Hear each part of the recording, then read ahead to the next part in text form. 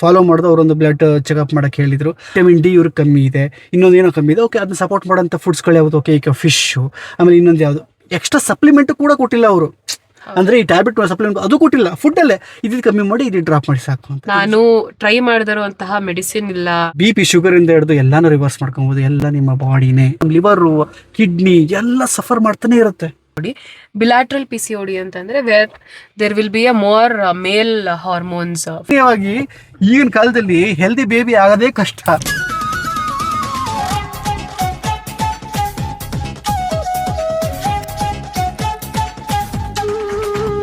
Welcome back to promo basket. So ನೀವೆಲ್ಲರೂ ಕೇಳ್ತಿದ್ದಂತಹ PCOD thyroid reverse ಬಗ್ಗೆ ಇವತ್ತಿನ ವಿಡಿಯೋ. ಪ್ರತೀಕ್ ಅವರು ಇಲ್ಲೇ ಇದ್ದಾರೆ, ಸಾಕ್ಷಿಗೆ ಅವರು. ಓಕೆ, ಇದು ಬಾಸ್ಕೆಟ್ ಪ್ರೋಮೋ ಬಾಸ್ಕೆಟ್. ಅವ್ರು ಸ್ಪೆಷಲ್ ಆಗಿ ಎಲ್ಲರೂ ಕೇಳಿದ್ರೆ ಪ್ರೋಮೋ ಬಾಸ್ಕೆಟ್ ಅಲ್ಲಿ ಮಾಡಿ ಹಾಕಿ, ಅಂದ್ರೆ ಅದೇ ಒಂದ್ ವಿಡಿಯೋ ಮಾಡಾಕಿ ಅಂತ. ನಂಗೆ PCOD ತುಂಬಾ ವರ್ಷಗಳು ನಾನು PCOD ಜೊತೆನೆ ಕಾಲ ಕಳೆದೆ.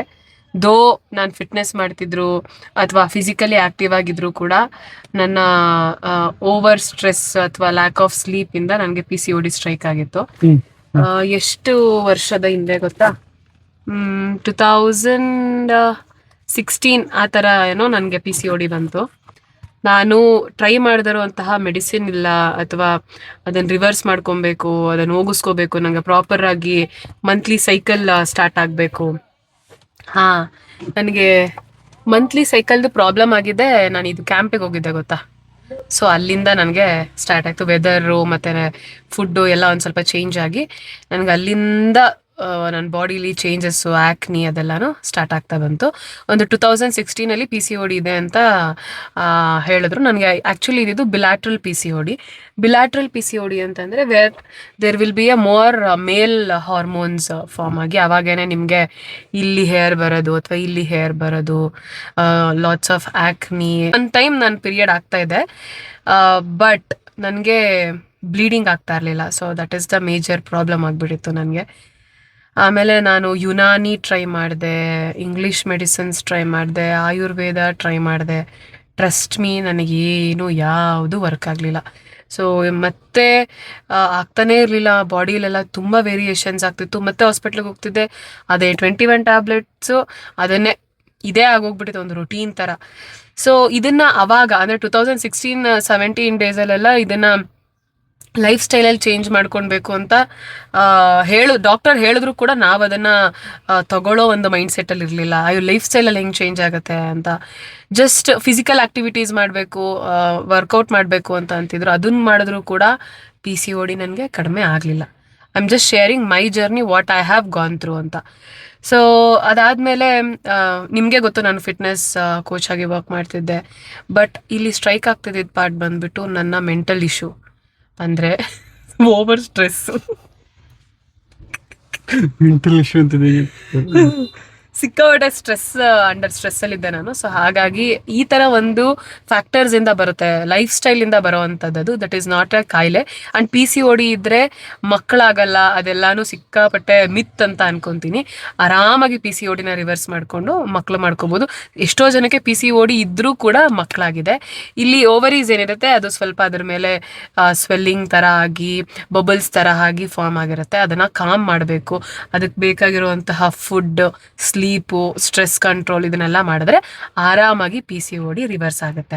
ನನಗೆ ಲೈಫ್ ಸ್ಟೈಲ್ ಚೇಂಜ್ ಮಾಡ್ಕೊಂಡ್ಮೇಲೆ ಮತ್ತು proper diet, proper sleep, proper workout ಇದನ್ನೆಲ್ಲ ಮಾಡಿದ್ಮೇಲೆ ನನಗೆ PCOD ರಿವರ್ಸ್ ಆಯಿತು. ಅಂದರೆ ಈಗ ಎಲ್ಲರ ಮನಸ್ಸಲ್ಲೂ, ನನ್ನ ಮನಸ್ಸಲ್ಲಿ, ನಿಮ್ಮ ಮನಸ್ಸಲ್ಲಿ, ಇವ್ರ ಮನಸ್ಸಲ್ಲಿ ಒಂದಿರುತ್ತೆ, ಒಂದು ಮಿರಾಕಲ್ ಹ್ಯಾಪನ್ ಆಗಬೇಕು, ಅದಕ್ಕೇನೋ ಒಂದು ಆಗ್ಬಿಡುತ್ತೆ ಅನ್ನೋದು. ಎಕ್ಸಾಂಪಲ್ ಏನಂತಂದರೆ, ನಾವೆಲ್ಲ ಈ ಒಂದು ಕ್ವಿಕ್ ವೇನ ಹುಡ್ಕೋಕ್ಕೆ ಟ್ರೈ ಮಾಡ್ತಾ ಇರ್ತೀವಿ. ಅಂದರೆ ಒಂದು ಟ್ಯಾಬ್ಲೆಟ್ ತೊಗೊಂಡ್ಬಿಟ್ರೆ ಆ ಟ್ಯಾಬ್ಲೆಟಿಂದ ಹುಷಾರಾಗ್ಬಿಡುತ್ತೇನೋ, ಸಮಥಿಂಗ್ ಇನ್ನೇನೋ ಮಾಡಿಬಿಟ್ರೆ ಇನ್ನೊಂದು ಏನು ಆಯುರ್ವೇದಿಕ್ ಹೋಗ್ಬಿಟ್ರೆ ಅವ್ರೇನೋ ಮಾಡಿಬಿಡ್ತಾರೆ, ಮಸಾಜ್ ಮಾಡಿಬಿಡ್ತಾರೆ, ಏನೋ ಲಿಕ್ವಿಡ್ ಕೊಟ್ಬಿಡ್ತಾರೆ, ಅದರಿಂದ ಆಗ್ಬಿಡುತ್ತೇನೋ ಹಾಗೆ ಹೀಗೆ ಅಂತ ನಾವೆಲ್ಲ ನಂಬಿ ಅದ್ರ ಹಿಂದೆ ಹೊರಟಿರ್ತೀವಿ. ಈಗ ಎಕ್ಸಾಂಪಲ್ ಇದನ್ನು, ಈ ರೋಗನೇ PCOD, PCOSನೆಲ್ಲ ಹೆಂಗೆ ರಿವರ್ಸ್ ಮಾಡ್ಕೊಂಡ್ರಿ, ಹೆಂಗೆ ಯಾವ ಟ್ಯಾಬ್ಲೆಟ್ ತೊಗೊಂಡ್ರಿ, ಯಾವ ಡಾಕ್ಟರ್ ತೋರಿಸಿದ್ರಿ, ಹಾಗೆ ಹೀಗೆ ಅಂತ ಅಂದ್ಬಿಟ್ಟು. ನಾನು ಒಂದು ಸಿಂಪಲ್ ಒಂದು ಹೇಳ್ತೀನಿ, ಇದು ಅರ್ಥ ಆಗಬೇಕು ಅಂತಂದರೆ, ನಮ್ಮ ಮನುಷ್ಯನ ದೇಹದೊಳಗೆ ಅದನ್ನ ರಿವರ್ಸ್ ಮಾಡ್ಕೊಳ್ಳೋಂಥ ಶಕ್ತಿ ಆಲ್ರೆಡಿ ದೇವ್ರು ಕೊಟ್ಬಿಟ್ಟಿದ್ದಾನೆ. ಬಾಡಿನ ಏನೇ ಬಾಡಿಲಿ ಪ್ರಾಬ್ಲಮ್ ಇದೆ ಅಂತಂದಾಗ ಆ ಪ್ರಾಬ್ಲಮ್ನ ಸಾಲ್ವ್ ಮಾಡೋಕ್ಕೆ ಹಗಲು ರಾತ್ರಿ ಪಾಪ ನಮ್ಮ ಲಿವರು ಕಿಡ್ನಿ ಎಲ್ಲ ಸಫರ್ ಮಾಡ್ತಾನೆ ಇರುತ್ತೆ. ಅದನ್ನು ಏನೇ ಪ್ರಾಬ್ಲಮ್ ಇದೆ ಕರೆಕ್ಟ್ ಮಾಡಬೇಕು, ಇವಳನ್ನ ಕರೆಕ್ಟಾಗಿ ಇಟ್ಕೊಬೇಕು ಅಂತ ನಾವು ಯೋಚನೆ ಮಾಡ್ತೀವಿ ಇಲ್ವ, ನಮ್ಮ ಬಾಡಿ ದಿನಾ ಯೋಚನೆ ಮಾಡ್ತಾ ಇರುತ್ತೆ. ಆದರೆ ನಾವೇನು ಮಾಡ್ತಾ ಇರ್ತೀವಿ, ಅದಕ್ಕೆ ಪ್ರಾಬ್ಲಮ್ ಕೊಡ್ತಾನೆ ಇರ್ತೀವಿ. ಏನು ಹೇಳಿ ಪ್ರಾಬ್ಲಮು, ಕರೆಕ್ಟಾಗಿ ಟೈಮ್ ಊಟ ಮಾಡಲ್ಲ, ಜಂಕ್ ಫುಡ್ಗಳು ತಿಂತೀವಿ, ಕರೆಕ್ಟಾಗಿ ಸ್ಲೀಪ್ ಮಾಡಲ್ಲ, ಅದಕ್ಕೆ ಹಿಂಸೆ ಕೊಟ್ಟಾಗ್ತಾ ಇರ್ತೀವಿ. ಅದನ್ನೆಲ್ಲ ಈಗ ಎಕ್ಸಾಂಪಲ್ ಇಲ್ಲ, ಆ ಟ್ಯಾಬ್ಲೆಟ್ ಕೊಟ್ಟಾಗ ನಮಗೆ ಸರಿ ಹೋಗ್ಬಿಡುತ್ತಲ್ಲ. ಈಗ ಎಲ್ಲೋ ಪೇಯ್ನ್ ಆಗ್ತಿದೆ ಅಂತಂದಾಗ ನಾವು ಪೇಯ್ನ್ ಕಿಲ್ಲರ್ ತಿಂದಾಗ ಪೇಯ್ನ್ ಹೋಗ್ಬಿಡುತ್ತಲ್ವಾ, ಅಥವಾ ಏನು ಹೆಡ್ಏಕ್ ಇದೆ, ಹೊಟ್ಟೆ ನೋವು ಇದ್ದಾಗ, ಅಥವಾ ಇನ್ನೇನು ಹುಷಾರಿಲ್ಲದೆ ಇದ್ದಾಗ ಈ ಟ್ಯಾಬ್ಲೆಟ್ ತಗೊಂಡ್ರೆ ಹೋಗ್ಬಿಡುತ್ತಲ್ವಾ ಅಂತ ನಿಮ್ಮ ಮನಸ್ಸಲ್ಲಿತ್ತು ಅಂದರೆ, ಅವ್ರು ಕೊಡೋದು ಯಾವುದನ್ನು ಅದರಿಂದ ಹೋಗೋ ಥರ ಅವ್ರು ಏನು ಮಾಡ್ತಾ ಇಲ್ಲ. ಅವ್ರು ಕೊಡ್ತಾ ಇರೋದು ಈಗ ಒಂದು ಟ್ಯಾಬ್ಲೆಟ್, ಈಗ ಪೇಯ್ನ್ ಕಿಲ್ಲರ್ ಅಂತಂದರೆ ಅದರಲ್ಲೇ ಇದೆ ಪೇಯ್ನ್ ಕಿಲ್ಲರ್ ಅಂತ ಅಂದ್ಬಿಟ್ಟು, ಅದು ಬಂದು ನಿಮ್ಮ ಪೇಯ್ನ್ ಇದ್ದೇ ಇರುತ್ತೆ, ಆ ಜಾಗದಲ್ಲಿ ಸ್ವೆಲ್ಲಿಂಗ್ ಇದ್ದೇ ಇರುತ್ತೆ, ಇನ್ಫಾರ್ಮೇಷನ್ ಇದ್ದೇ ಇರುತ್ತೆ, ಅದಕ್ಕೆ ನಿಮ್ಗೆ ಪೇಯ್ನ್ ಬರ್ತಾ ಇರುತ್ತೆ. ಬಟ್ ಅದಕ್ಕೂ ಬ್ರೈನ್ಗೂ ಇರೋ ಕನೆಕ್ಷನ್ ಕಟ್ ಮಾಡ್ತಾರೆ ಅಷ್ಟೇ. ನಿಮ್ಮ ಪೇಯ್ನು ಎಲ್ಲೂ ಹೋಗಲ್ಲ, ನಿಮ್ಗೆ ವಾಸಿ ಆಗಲ್ಲ. ಹಾಗೆ ನಿಮಗೆ ಜ್ವರ ವಾಸಿ ಆಗಬೇಕು ಹಾಗೆ ಹೀಗೆ ಅಂತ ಅಂದ್ಬಿಟ್ಟು ಅವ್ರು ನಿಮಗೆ ಬೇರೆ ಏನೋ ಮ್ಯಾಜಿಕ್ ಮಾಡಲ್ಲ. ಅವರು ನಿಮ್ಗೆ ಅದಕ್ಕೆ ಸಪೋರ್ಟ್ ಸಿಸ್ಟಮ್ ಕೊಡ್ತಾರೆ ಅಷ್ಟೇ. ನಿಮಗೇನೋ ಇದು ಇನ್ಫೆಕ್ಷನ್ ಆಗಿದೆ ಹಾಗೆ ಹೇಗೆ ಅಂತಂದರೆ ಅವ್ರು ಏನೋ ನಿಮಗೆ ಮ್ಯಾಜಿಕ್ಕೆ ಸಂಜೀವಿನಿ ಕೊಡಲ್ಲ, ಇದು ಆ್ಯಂಟಿಬಯೋಟಿಕ್ ಕೊಡ್ತಾರೆ. ಅದ್ರ ಥರದ್ದು ಇನ್ನೊಂದಷ್ಟು ಸ್ವಲ್ಪ ಗುಡ್ ಬ್ಯಾಕ್ಟೀರಿಯಾಗಳನ್ನ ಆ್ಯಡ್ ಮಾಡ್ತಾರೆ ಅಷ್ಟೇ. ನಮ್ಮ ಬಾಡಿನೇ ಎಲ್ಲ ರಿಪೇರಿ ಮಾಡೋದು, ಯಾರು ಇದು ಮಾಡಲ್ಲ. ಇದೆಲ್ಲ ಏನು ನಾನು ಹೇಳ್ತಾ ಇದ್ದೀನಿ ಅಂತಂದರೆ, ಪಾಪ ಇದರಲ್ಲಿ ನಮ್ಮ ಇಂದು ಅವರು ನಮಗೆ ಡಯಟಿಷಿಯನ್, ಈಗ ನಮ್ಮ ಹತ್ರ ಇಲ್ಲ, ಇದೇ ಫೋನ್ ರೆಕಾರ್ಡ್ ಮಾಡ್ತಾ ಇದ್ದೀನಿ, ನಮ್ಮ ಡಯಟಿಷಿಯನ್ ನಮಗೆ ಆ ಒಂದು ಫುಡ್ ಫಾರ್ಮೇಟ್ ಕೊಟ್ಟರು, ಆಯಿತಾ. ಸೊ ಅವ್ರೇನು ಮೆಡಿಸನ್ಸ್ ಅದು ಇದು ಏನೂ ಇಲ್ಲ, ನಾವು ಚೇಂಜ್ ಮಾಡ್ಕೊಂಡಿದ್ದು ಒಂದಿಷ್ಟೇ, ನಮ್ಮ ಲೈಫ್ ಸ್ಟೈಲ್ನ ಚೇಂಜ್ ಮಾಡಿದ್ರು. ದಿನ ಬೆಳಿಗ್ಗೆ ಬೇಗ ಎದ್ದೇಳಬೇಕು, ಓಕೆ ಈ ಫುಡ್ ತಿನ್ನಬೇಕು ಅಂತ ಆ ಲಿಮಿಟೆಡ್ ಫುಡ್ಗಳಿಗೆ ಬಂತು. ಸೊ ಲಿಮಿಟೆಡ್ ಫುಡ್ಗಳು ಬಂದಾಗ ಅದನ್ನ ಹೊರತುಪಡಿಸಿ ಯಾವುದು ತಿನ್ನಬಾರ್ದು ಅಂದರೆ ಯಾವುದು ಎಕ್ಸಾಂಪಲ್ ಅದೊಂದು ಹೋಗ್ಬಿಡ್ಲಿ, ಅದು ಬಿಟ್ಟು ಹೋಗಬಾರ್ದು ಅಂದರೆ ಯಾವುದು, ಜಂಕ್ ಫುಡ್. ನಾವು ಅದರಲ್ಲಿ ಮುಟ್ಲೇ ಇಲ್ಲ ಅವಾಗ. ಜಂಕ್ ಫುಡ್ಡು, ಆಯಿಲಲ್ಲಿ ಕರೆದಿರೋ ಫುಡ್ಸು ಮತ್ತು ಪ್ರೊಸೆಸ್ ಫುಡ್ಸು ಹೊರಗಡೆ ಏನೂ ತಿಂದಿಲ್ಲ. ಜಸ್ಟ್ ನಾವು ಅವರು ಕೊಟ್ಟಿದ್ದು ಅದನ್ನು ನೀಟಾಗಿ ಫಾಲೋ ಮಾಡಿದು. ಅವರೊಂದು ಬ್ಲಡ್ ಚೆಕಪ್ ಮಾಡೋಕ್ಕೆ ಹೇಳಿದರು, ಅದ್ರ ತಕ್ಕಂತೆ ಇದ್ದಿದ್ದು ಕಮ್ಮಿ ಇದೆ, ವಿಟಮಿನ್ ಡಿ ಇವ್ರಿಗೆ ಕಮ್ಮಿ ಇದೆ, ಇನ್ನೊಂದು ಏನೋ ಕಮ್ಮಿ ಇದೆ, ಓಕೆ ಅದನ್ನ ಸಪೋರ್ಟ್ ಮಾಡೋಂಥ ಫುಡ್ಸ್ಗಳು ಯಾವುದು, ಓಕೆ ಈಗ ಫಿಶ್ಶು, ಆಮೇಲೆ ಇನ್ನೊಂದು ಯಾವುದು ಎಕ್ಸ್ಟ್ರಾ ಸಪ್ಲಿಮೆಂಟು ಕೂಡ ಕೊಟ್ಟಿಲ್ಲ ಅವರು. ಅಂದರೆ ಈ ಟ್ಯಾಬ್ಲೆಟ್ ಸಪ್ಲಿಮೆಂಟ್ ಅದು ಕೊಟ್ಟಿಲ್ಲ, ಫುಡ್ಡಲ್ಲೇ ಇದ್ದಿದ್ದು ಕಮ್ಮಿ ಮಾಡಿ ಇದು ಡ್ರಾಪ್ ಮಾಡಿ ಸಾಕು ಅಂತ. ಇದ್ರ ಜೊತೆಗೆ ವ್ಯಾಯಾಮ ಮಾಡಿ, ವರ್ಕೌಟ್ ಮಾಡಿ ಅಂತ. ಇದನ್ನೆಲ್ಲ ತಿನ್ನೋದಕ್ಕೆ ಅರಗಿಸ್ಕೊಳ್ಳೋಕ್ಕೆ, ಈಗ ನಮ್ಮ ಮೆಟಬಾಲಿಸಮ್ ಇದೆಯಲ್ಲ ಅದು ನೀಟಾಗಿ ಕೆಲಸ ಮಾಡೋಕ್ಕೆ ಈ ವ್ಯಾಯಾಮ ಬೇಕು. ತಿಂದಿರೋದನ್ನ ಖರ್ಚು ಮಾಡಬೇಕು. ಆ ಖರ್ಚು ಮಾಡಬೇಕಾದ್ರೆ ಅದನ್ನು ಸ್ಪೀಡಪ್ ಮಾಡುತ್ತೆ, ಅದನ್ನು ನಾವು ಫುಡ್ಡನ್ನು ಇದು ಮಾಡೋಕ್ಕೆ, ನೀಟಾಗಿ ಅದನ್ನ ಕ್ಯೂರ್ ಮಾಡೋಕ್ಕೆ. ಅದನ್ನ ಮಾಡ್ತಾ ವಿತಿನ್ ನಮಗೆ 1.5 2 months 3 monthsಲ್ಲಿ ನಮ್ಗೆ ಆ ಇನ್ಫ್ಲಮೇಷನ್ ಎಲ್ಲ ಕಮ್ಮಿ ಆಗ್ತಾ ಬಂತು. ಈಗ ನನ್ನ ಬಾಡಿಲಿ ತುಂಬ ಪ್ರಾಬ್ಲಮ್ ಇತ್ತು, ಇವಳ ಬಾಡಿಲಿ ತುಂಬ ಪ್ರಾಬ್ಲಮ್ ಇತ್ತು. ಆ ಇನ್ಫ್ಲಮೇಷನ್ ನಾವು ವರ್ಕೌಟ್ ಮಾಡ್ತಾ ಒಳ್ಳೆ ಆರೋಗ್ಯಕರವಾದ ಫುಡ್ ನಾವು ತಿಂತಾ ನಮ್ಮ ಬಾಡಿನೇ ನಮ್ಮನ್ನ ಹೀಲ್ ಮಾಡ್ತು. ಫುಡ್ ಈಸ್ ದ ಮೆಡಿಸಿನ್ ಅಷ್ಟೇ. ನಿಮಗೆ ಏನು ಮ್ಯಾಜಿಕ್ ಇಲ್ಲ ಗೈಸ್, ಮ್ಯಾಜಿಕ್ ಇಲ್ಲವೇ ಇಲ್ಲ. ನಿಮ್ಗೆ ನೀವೇ ಮ್ಯಾಜಿಕ್ಕು. ಕರೆಕ್ಟ್ ಟೈಮ್ ನಿದ್ದೆ ಮಾಡಬೇಕು, ಕರೆಕ್ಟ್ ಟೈಮ್ ಊಟ ಮಾಡಬೇಕು ಅಂತ. ನಾವು ಬೇಕಿದ್ರೆ ಅವ್ರದ್ದು ಫೋನ್ ನಂಬರ್ ಕೊಡ್ತೀವಿ, ನಮ್ಮ ಇಂದು ಅವ್ರದ್ದು ಏನೇ ಕನ್ಸಲ್ಟೇಷನ್, ಯಾಕಿದೆ ಯಾವುದು ಪ್ರಮೋಷನ್ ಅಲ್ಲ, ನಮ್ಗೆ ಒಳ್ಳೇದಾಗಿದೆ, ನಿಮ್ಗೂ ಒಂಚೂರು ಒಳ್ಳೇದಾಗಲಿ ಅಂತ ಕೊಡ್ತಾ ಇದೀವಿ ಅಷ್ಟೇ. ನಾವು ದುಡ್ಡು ಕೊಟ್ಟು ಎಲ್ಲ ಮಾಡ್ಕೊಂಡಿದ್ದೆಲ್ಲ ನಮ್ದು ಬಾಡಿ ಸರಿ ಮಾಡ್ಕೊಂಡಿದ್ದೆ. ಯಾಕಂದ್ರೆ ನಮಗೆ ದೇಹನೇ ನಮ್ಮ ಆಸ್ತಿ. ಯಾವುದೇ ಬರ್ಕೊಟ್ಟಿರೋದು ಪೇಪರಲ್ಲಿ ಬರ್ದಿರೋದೆಲ್ಲ ಆಸ್ತಿ ಅಲ್ಲ, ನಮಗೆ ನಾವೇ. ಏನೇ ಗಂಡ ಹೆಂಡತಿ ಮದುವೆ ಆಗಿರ್ಬೋದು, ಕೊನೆಗೆ ನಮ್ಗೆ ನಾವೇ ಆಗೋದು, ಅದನ್ನ ಮೈಂಡಲ್ಲಿ ಇಟ್ಕೊಳ್ಳಿ. ಸೊ ಯಾವುದೇ ಮ್ಯಾಜಿಕ್ ಕಾಯ್ದೆ ಬಾಯಿ ಒಂಚೂರು ಕಟ್ಕೊಂಡು ಹದ್ಬಸ್ತಲ್ಲಿ ಇಟ್ಕೊಂಡು, ನಾಲಿಗೆ ರುಚಿ ಪಚಿ ಅನ್ನೋದನ್ನೆಲ್ಲ ಸ್ವಲ್ಪ ಒಂಚೂರು ಹದ್ಬಸ್ತಲ್ಲಿ ಇಟ್ಕೊಂಡು ಸ್ವಲ್ಪ ದೇಹನ ದಂಡಿಸಿದ್ರೆ ಖಂಡಿತ ಎಲ್ಲ ರಿವರ್ಸ್ ಆಗುತ್ತೆ ಗೈಸ್. BP ಶುಗರಿಂದ ಹಿಡಿದು ಎಲ್ಲಾನು ರಿವರ್ಸ್ ಮಾಡ್ಕೊಬೋದು. ಎಲ್ಲ ನಿಮ್ಮ ಬಾಡಿನೇ ಎಲ್ಲದಕ್ಕೂ. ಓಕೆ, ನಾನು ಹೇಳ ಇವಾಗ. ಸೊ PCOD ಏನಾಯ್ತು ಅಂದ್ರೆ, ನಂಗೆ ಇದು ಎರಡಕ್ಕೂ ಹೇಳ್ತಿರೋದು, PCOD ಮತ್ತೆ ಥೈರಾಯ್ಡ್ ಎರಡೂ ಇತ್ತು. ನನಗೆ 0.25 mcg ಇದು ಟ್ಯಾಬ್ಲೆಟ್ ನಾನು ತಗೊಂತಾ ಇದ್ದೆ.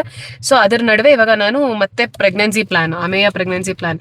ಫಸ್ಟ್ ಪ್ರೆಗ್ನೆನ್ಸಿ ನೀವೆಲ್ಲರೂ ಕೇಳ್ಬಿಟ್ಟಿದ್ದೀರಾ. ಸೆಕೆಂಡ್ ಪ್ರೆಗ್ನೆನ್ಸಿಲಿ ಸ್ವಲ್ಪ ಕಾಂಪ್ಲಿಕೇಶನ್ಸ್, ಎರಡನೇ ಮಗು ಮಾಡ್ಕೊಳಕ್ಕಾಗತ್ತಾ, ಹೇಗೆ ಹೀಗೆ ಎಲ್ಲ ಹೋಗ್ತಾ ಇದೆ.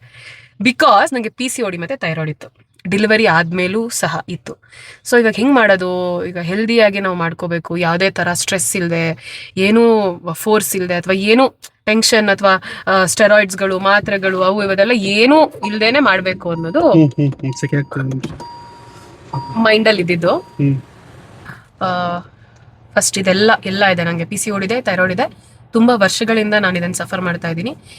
ಎಲ್ಲ ತಗೊಂಡೆ, ಡಯಟ್ ಮಾಡಿದೆ, ಎಲ್ಲ ನಡೀತಿದೆ. ಸೊ ಇವಾಗ ಇದನ್ನು ನಾನು ರಿವರ್ಸ್ ಮಾಡ್ಕೋಬೋದಾ ಇಲ್ವಾ?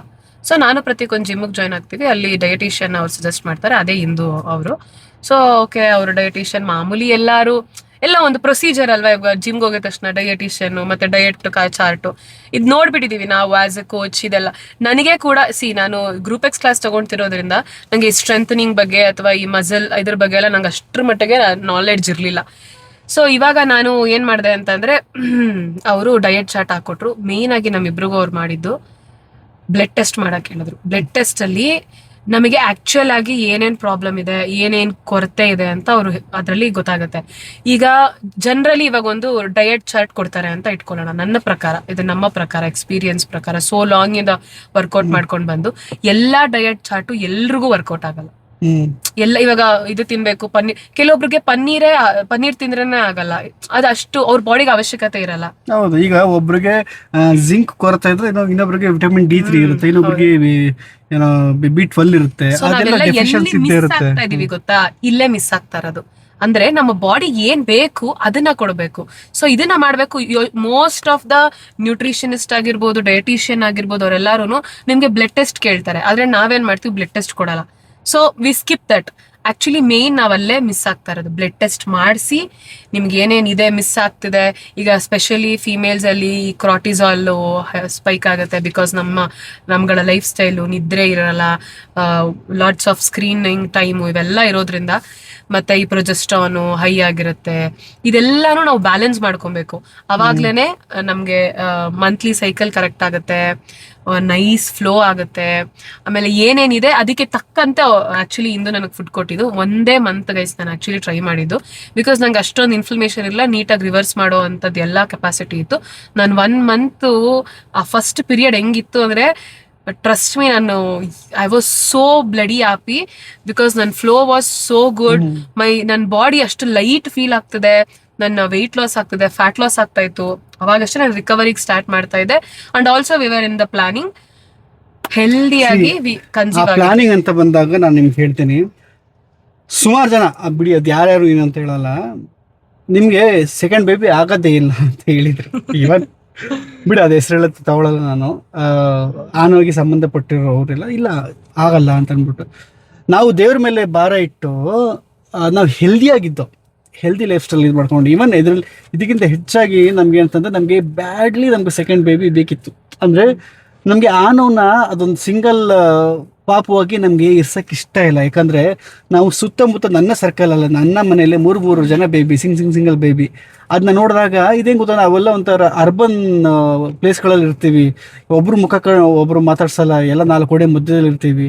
ಈ ಮಕ್ಕಳುಗಳನ್ನ ಈ TV ಆಯಿತು, ನಾವಾಯಿತು, ಈ ಥರ ಹಂಗೆ ಬೆಳ್ಸೋಕೆ ಇಷ್ಟ ಇಲ್ಲ. ಅಟ್ಲೀಸ್ಟ್ ಒಂದು ಓಕೆ ಶೇರ್ ಮಾಡ್ತಾರ ಬೇಕು, ಒಂದು ಪಾರ್ಟ್ನರ್ಸ್ ಬೇಕು. ಯಾಕಂದ್ರೆ ನನಗೆ ಆಸ್ ಅ ಅಕ್ಕ ತಮ್ಮ ಆ ಫೀಲಿಂಗ್ ನಂಗೆ ಗೊತ್ತು. ಅಂದರೆ ಶೇರ್ ಮಾಡ್ತಾರ, ಓಕೆ ಆ ಒಂದು ಎಕ್ಸ್ಪ್ರೆಸ್ ಮಾಡ್ತಾರ, ಏನೋ ಒಂದು ಆಪರ್ಚುನಿಟಿ ಇತ್ತು ಅಂದರೆ ಖಂಡಿತ ಅವರು ಚೈಲ್ಡ್ಹುಡ್ ತುಂಬ ಚೆನ್ನಾಗಿರುತ್ತೆ. ದಟ್ಸ್ ವೈ ನಾವು ನಿಜವಾಗ್ಲೂ ಬೇಕೇ ಬೇಕು ಅನ್ನೋ ಥರ ನಾವು ಪ್ಲ್ಯಾನ್ ಮಾಡ್ಕೊತಾ ಇದ್ದು.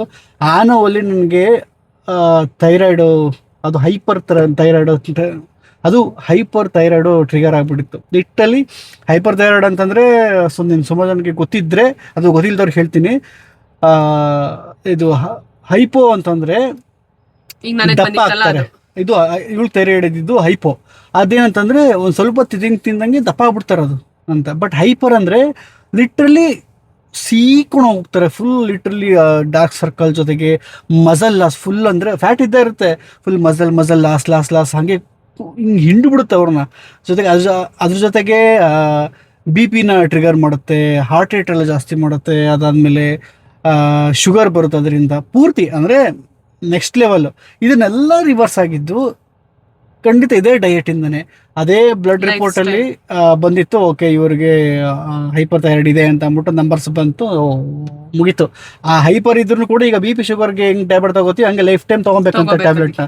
ನಾನು ಶಿಟ್ ಅಂತ ಈಗ BP ಟ್ರಿಗರ್ ಆಗಿದೆ, ಹೈಪರ್ ಥೈರಾಯ್ಡ್ ಟ್ರಿಗರ್ ಆಗಿದೆ, ಅದೇ ಆಗಿದೆ. ಅದಾದ್ಮೇಲೆ ಇನ್ನೇನು ಅವೆಲ್ಲ ಬಂದ್ಮೇಲೆ ಶುಗರ್ ಅಂತೂ ಹಿಂಗೆ ಪಕ್ಕದ ಮನೆ ಬಾಗಿಲು ಹಿಂಗೆ ಕುಟ್ಟುತ್ತೆ ಹಿಂಗೆ. ನಾನಂತೂ ಸೈಕ್ ಆಗಿ ಇಲ್ಲ ಗುರು ಅಂತ ಅಂದ್ಬಿಟ್ಟು ತುಂಬಾ ತೊಂದರೆ ಕೊಡುತ್ತೆ, ನಿದ್ರೆ ಕೊಡಲ್ಲ, ಆಮೇಲೆ ಆಂಗರ್ ಇಶ್ಯೂಸ್ ಆಗುತ್ತೆ, ಮೂಡ್ ಸ್ವಿಂಗ್ಸ್ ಆಗುತ್ತೆ, ಕೆಲಸ ಮಾಡಕ್ ಬಿಡಲ್ಲ. ಯಾಕಂದ್ರೆ ನನ್ನ ಕೆಲಸನೇ ಕ್ರಿಯೇಟಿವಿಟಿ ಕೆಲಸ, ಮತ್ತೆ ಬ್ರೈನ್ ಕೆಲಸ ಕೊಡ್ಬೇಕು. ಈ ಒಂದು ಹೈಪರ್ ಥೈರಾಯ್ಡ್ ಮುಂದೆ ಫುಲ್ ಡಿಪ್ರೆಷನ್ ತಳ್ಬಿಡುತ್ತೆ, ಇರೋದೇ ಬೇಡ. ಬಟ್ ಅಂತ ಸಿಂಪ್ಟಮ್ಸ್ ಎಲ್ಲ ಇತ್ತು ನನಗೆ ಆಕ್ಚುಲಿ ಆ ಟೈಮಲ್ಲಿ ಎಲ್ಲ. ಬಟ್ ಈ ಹೈಪರ್ ಥೈರಾಯ್ಡ್ ಏನಕ್ಕೆ ಟ್ರಿಗರ್ ಆಗಿತ್ತು, ಅದು ಇದೇ ಸ್ಟ್ರೆಸ್ ಜಾಸ್ತಿ ಇದ್ರೆ ಹೈಪರ್ ಥೈರಾಯ್ಡ್ ಬಂದ್ಬಿಡುತ್ತೆ. ಹೊಸದಲ್ವಾ, ನಿದ್ರೆ ಇಲ್ಲ. ಈಗ ಆಲ್ರೆಡಿ ನಾನು 3 years 1 hour 2 hour ಅಷ್ಟು ನಿದ್ದೆ ಮಾಡ್ತಿದ್ದೆ ಸಿನಿಮಾಗೋಸ್ಕರ. ಅಂದರೆ ಸಿನಿಮಾ ಅಷ್ಟು ಕೆಲಸ ಇತ್ತು, ಎಷ್ಟು ಕೆಲಸ ಮಾಡಿದ್ರೆ ಮುಗಿತಾನೆ ಇರಲಿಲ್ಲ. ಅದಾದಮೇಲೆ ಇನ್ನೇನು ಅದು ರಿಲೀಸ್ ಆಗಿ ಕೊನೆಗೆ ಒಂದಷ್ಟು ಕತೆಗಳಾಗಿ ಇನ್ನೇನು ಬಿಸ್ನೆಸ್ ಆಗಬೇಕು. ಈಗ ಅಮೆಝಾನ್ ಬಿಸ್ನೆಸ್ಸು ಕೊಟ್ಟು ತಗೋ ಸಿಗ್ನೇಚರ್ ಹಾಕಬೇಕು, ಎಲ್ಲ ಓಡಾಡಬೇಕು. ಆ ಟೈಮಲ್ಲಿ ನೋವನ್ನ ಮನೆಗೆ ಕಳಿಸ್ಬಿಟ್ರು, ಅಂದರೆ ಒಂದು 6 ತಿಂಗಳಿಗೆ.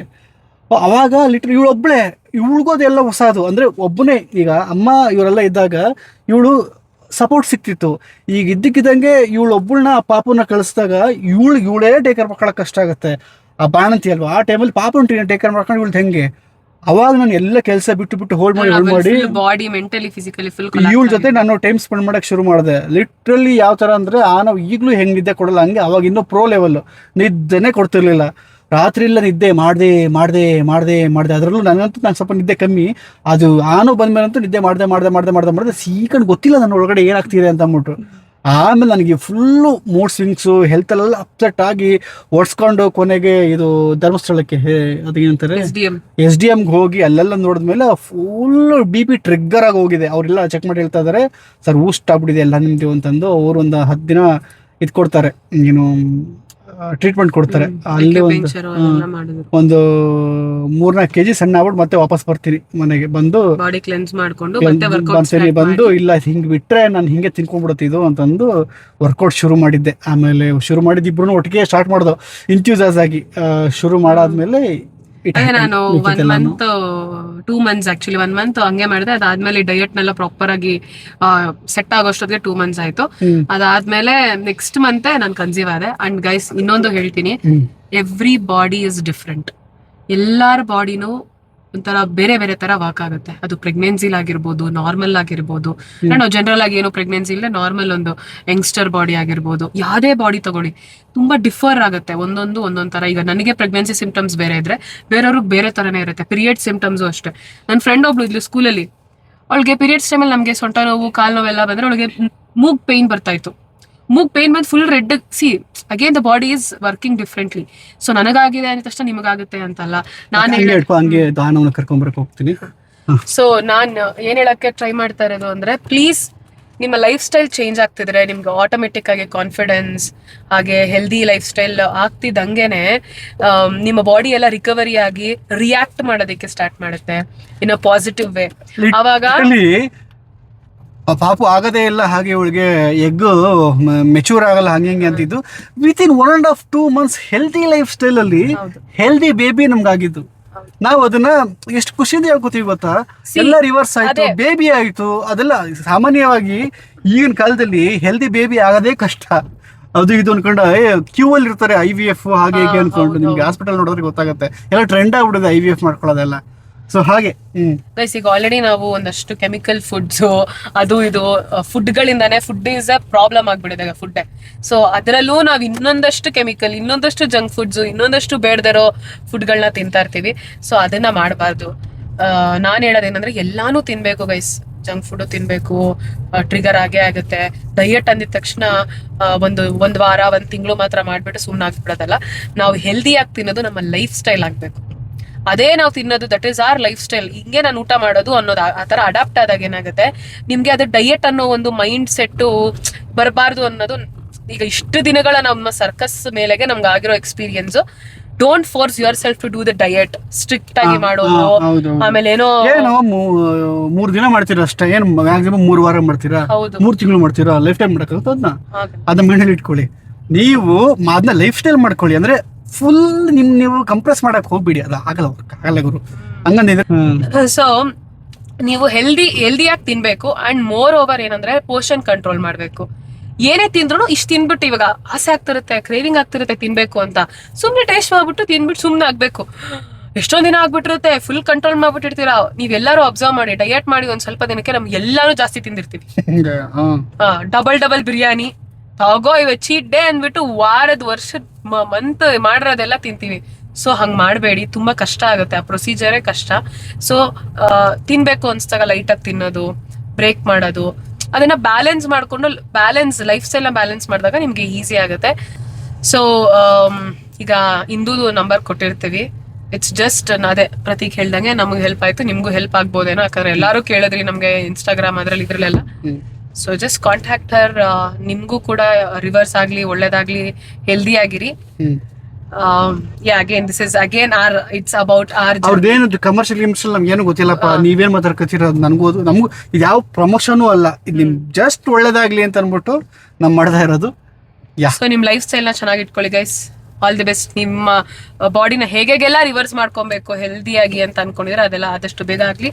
All the best. ಈ ಒಂದು ವಿಡಿಯೋ ನಿಮ್ಗೆ ಯೂಸ್ಫುಲ್ ಆಗಿದೆ ಅಂತ ಅನ್ಕೊಂತೀನಿ. See you all again with a beautiful content. Bye bye. Love you.